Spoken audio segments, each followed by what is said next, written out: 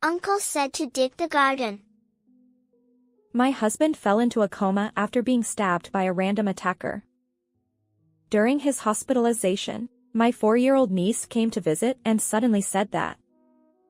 I didn't understand the meaning, but it made me smile, thinking that she was trying to cheer me up. However, next to me, my niece's mother was grimacing with a pale face. She then revealed to me the mysterious power that my niece possessed. Uncle has something else to say. As my niece continued to speak, I began to tremble with fear at the horror of the facts. My name is Lily, a 33-year-old part-time housewife. I work as a web designer in an IT-related company. I married my husband, Nicholas, who is 5 years older than me, 3 years ago and bought a house with a garden on loan at that time. My husband is a wonderful person who is bright, gentle, and full of consideration for others. He became an irreplaceable existence for me as soon as we met, and that never changed even after we got married. We were bound by strong love and trust, and we believed that we would continue to live happily ever after. However, I never imagined that such a sad incident would happen. It all started when my father-in-law received a terminal diagnosis. Nicholas's parents' house is not far from our home, and his mother has already passed away. His younger brother Vincent and his wife and their 4-year-old daughter live with his father.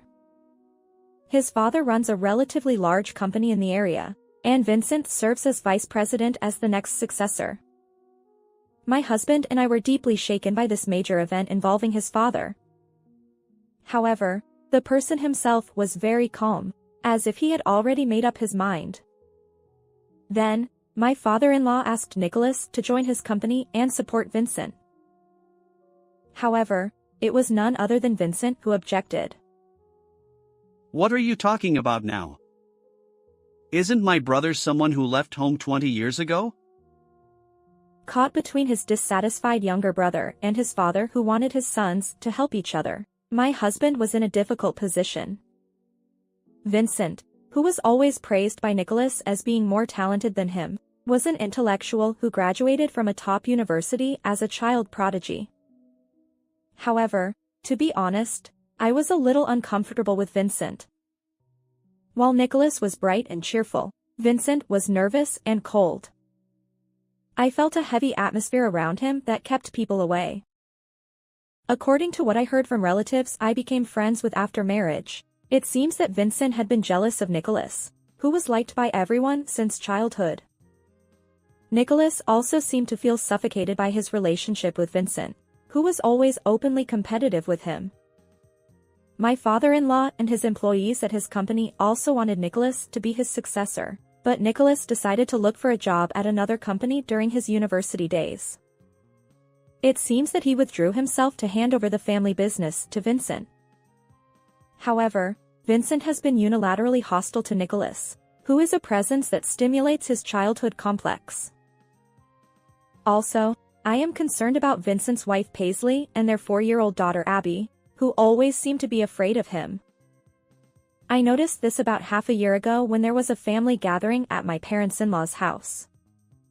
When I opened the door to the bathroom, Paisley was changing her clothes because her daughter Abby had accidentally soiled her clothes. As I apologized and tried to leave in a hurry, I noticed countless bruises and scars on her back. What's wrong with that? When I asked her worriedly, she quickly grimaced. It's nothing. But from Paisley's distant attitude towards Vincent, I immediately thought it might be his doing. I'm sorry if I'm wrong. Did Vincent do that to you? Paisley turned pale at that question. It was clearly a positive answer. It's my fault. However, she only said that and never admitted it. Please, don't tell your father-in-law or Nicholas about this. I was deeply hurt, but overwhelmed by her desperate situation and couldn't consult with Nicholas. Soon after, my father-in-law passed away, leaving behind the family's wishes.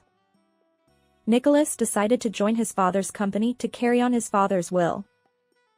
Vincent, who became the new president, opposed it until the end, but he had to accept it in the end due to the support of the executives. Nicholas was enthusiastic about supporting Vincent, and I supported his new beginning. However, Nicholas gradually became lost in thought. And 3 months later, despite my worries, that incident happened. That day, I received a call during work that made my heart stop. It was from the police, and Nicholas was in critical condition after being stabbed by a random attacker.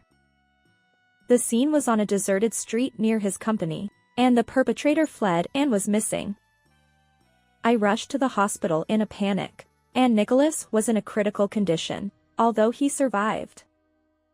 I called Vincent first, and he was worried because Nicholas hadn't come back from his outside sales.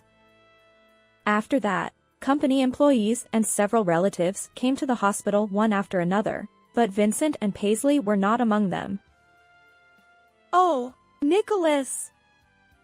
Please wake up! I couldn't accept this shocking event as reality. I couldn't even see Nicholas in the intensive care unit, and I just cried in fear of losing him. The relatives there were the same, and we could only pray for Nicholas's safety. Later that night, Nicholas was still in critical condition, so I decided to go home to prepare for his hospitalization. However, when I arrived home, something surprising happened. When I entered the house, I found Vincent in Nicholas's study doing something. Hey! What are you doing? Oh, sorry, I was looking for important company documents while you were out. He didn't seem to feel guilty at all about my question. Why does Vincent have our key? I was keeping it for Nicholas in case something happened. Huh? I don't think Nicholas said anything like that. I was furious that Vincent, who was looking for a house on his own without coming to the hospital when Nicholas was in trouble, had our key. But then I realized that the company was in trouble. What kind of company documents? I think Nicholas saved it as data. I checked his computer, but it wasn't there, so it might be on a USB or disk. I see. Nicholas's wallet was stolen when he was attacked, so I thought it might be in there. But I was planning to go back to the hospital right away, so I didn't want Vincent to stay at home anymore. So I told him to contact him if I found anything and sent him home. Paisley came to the hospital where Nicholas was the next day. She was not aware of the incident, and she heard about it from the company and rushed to the hospital. Hearing that, I became more suspicious of Vincent. Nicholas was still in a coma, and the police investigation was at a standstill, and they had no idea who the perpetrator was. Talking about that with Paisley made me more anxious, and I cried again. But then, something surprising happened. Uncle said to dig the garden. Abby, my niece, who was staring at Nicholas's sleeping face through the window of the intensive care unit, suddenly said that. I didn't understand the meaning of Abby's words, but her eyes were serious.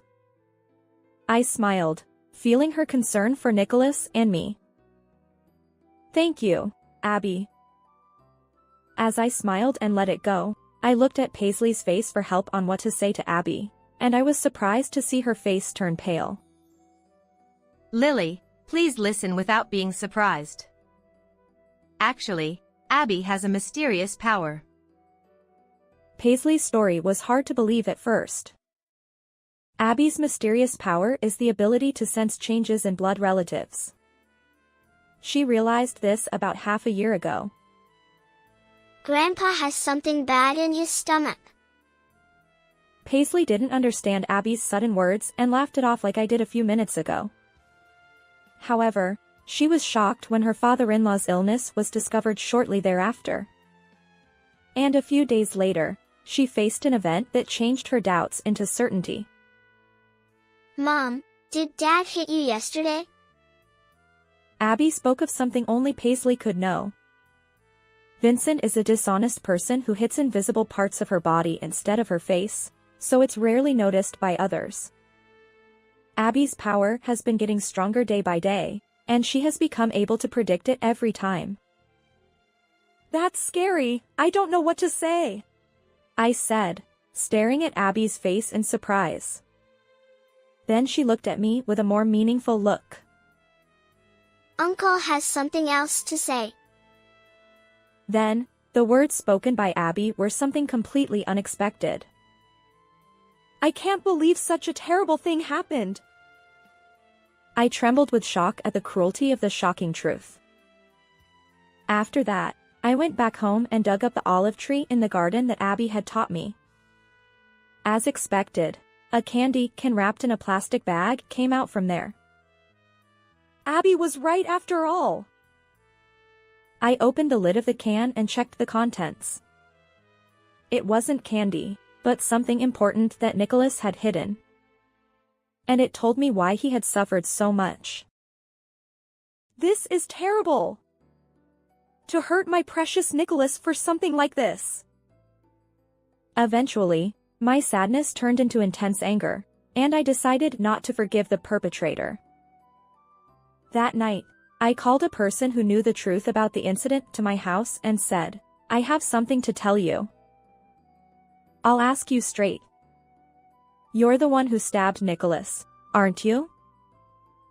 The person was quite surprised by the sudden preemptive attack. He opened his eyes wide and froze for a few seconds, but then laughed out loud. What's so funny? What I'm saying is not wrong. Right, Vincent? Yes, the culprit I called was Vincent, Nicholas's younger brother. Abby, my niece, told me who the culprit was. Uncle has something else to say. She said that while looking straight into my eyes in the hospital room. Dad is the one who stabbed Uncle. Paisley and I were shocked by Abby's shocking words. However, there was no doubt about Abby's words.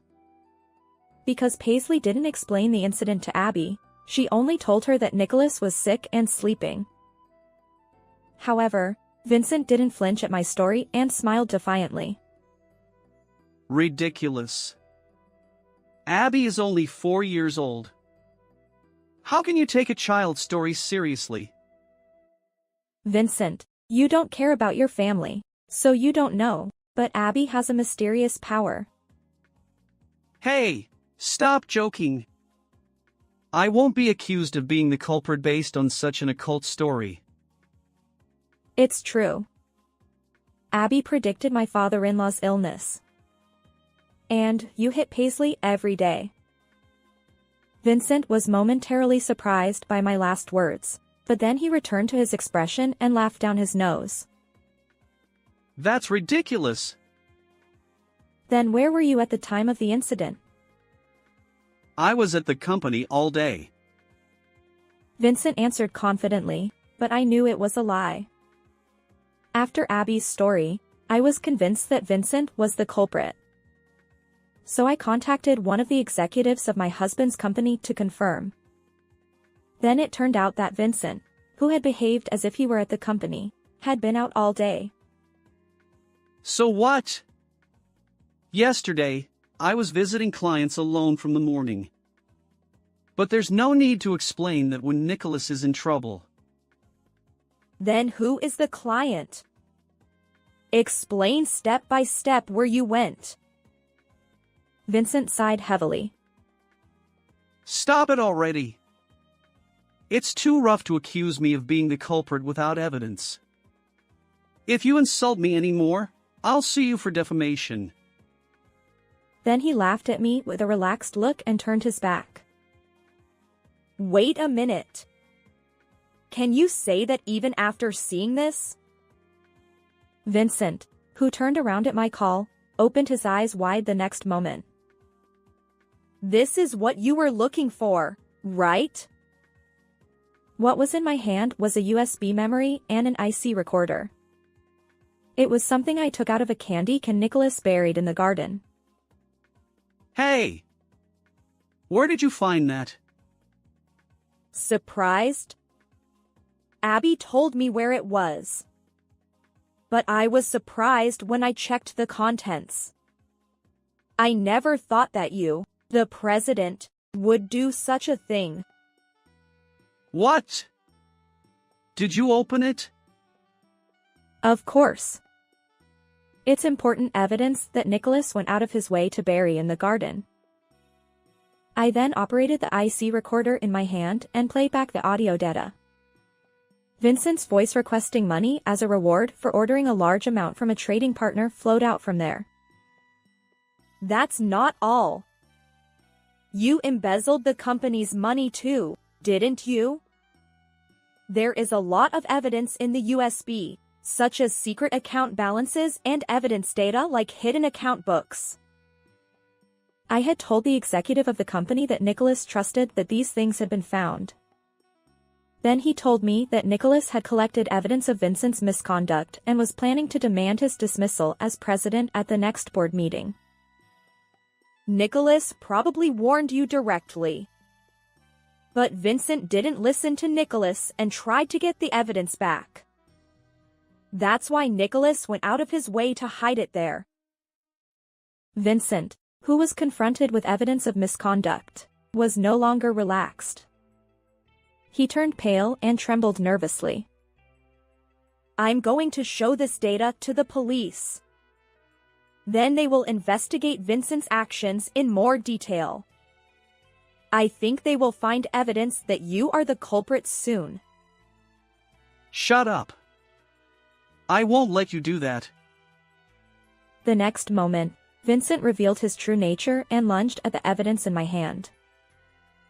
Admit it, huh? You did fraud at the company and stabbed Nicholas, right? Ah, damn it, this is annoying.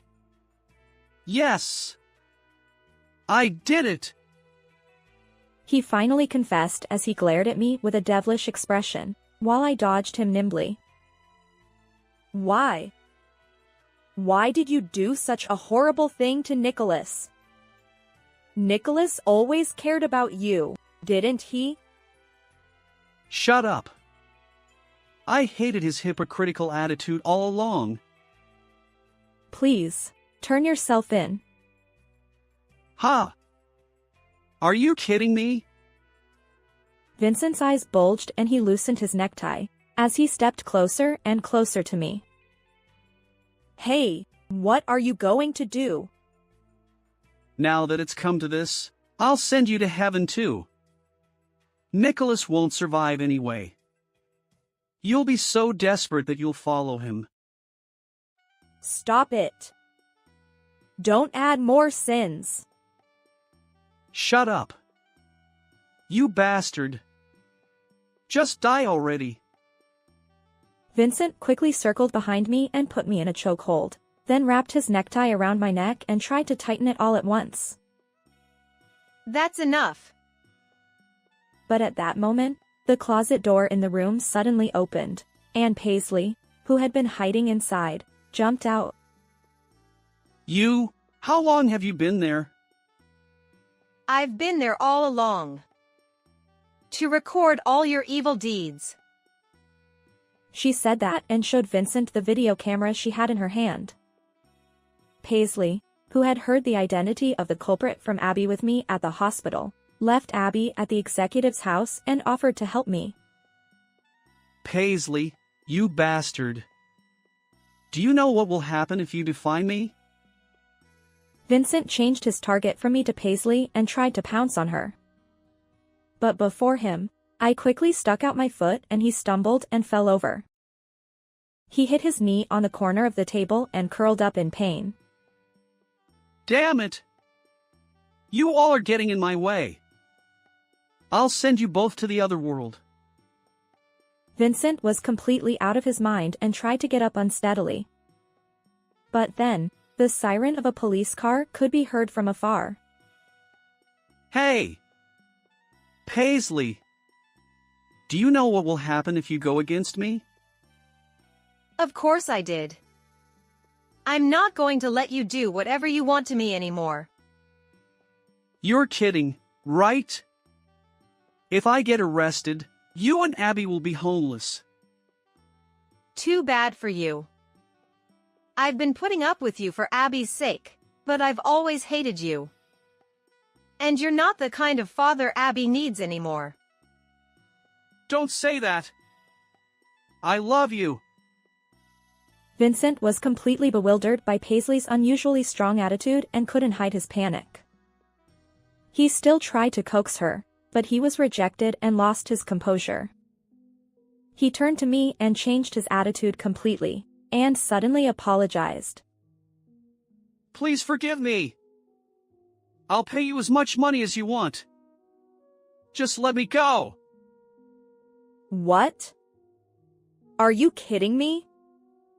I'll never forgive someone like you who has rotten guts. Don't say that. I'll change my heart from now on. Yeah, it's too late for that, but I hope you do. Please reflect on your actions in prison. Soon after, the police arrived and Paisley and I submitted the evidence and the video camera data. Vincent, who was paralyzed with shock and couldn't move, resisted while crying, but was dragged by the police officer and put in the patrol car. And just at that moment, a call came from the executive of the company who was taking care of Abby. Apparently, Abby said, I have something to tell Mom right now. Abby says Nicholas is about to wake up. You're okay now. And as Abby said, Nicholas woke up safely the next day. After that, Vincent confessed everything to the police and went to prison. He had a mistress, and he apparently did something illegal to please her.